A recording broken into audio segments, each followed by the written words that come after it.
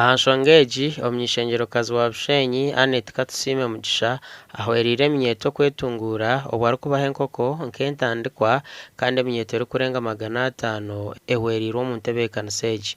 Omu January tukahereza abana 200 enkoko kandi buri mwana ari kutwara bwa obukoko 30.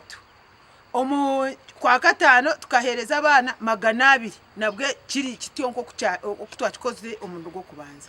Kandi hata mu November tuze twagabira abana 300 buri mwana ari kutwara obukoko 30.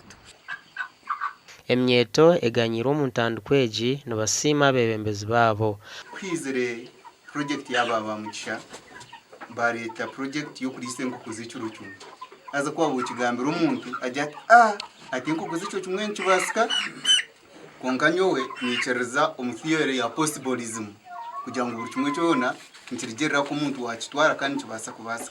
Omukubanza bakubishomesa kwabo kigamba umuntu akujya tutora kubasa konka hati tubasize hati nkeze za yeyazi kazora meza no mani nsemere hati zitandikire kutera kandi buriza ninde nifuna trays z'amahuri zinyamba kubuza nkafunamu ecyo kurya ningana kura sabuni ki. Omishengero Katusime ashabira Eminyeto kutamana gona ahakurwanisa obworo kandi ashabira aba batungire okwera abakiri kushotoka.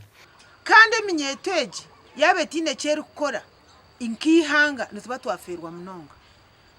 So nkagira ngo Eminyeto ni mingi reka turebe ko twakubasa kuyamba at least some of them, not all.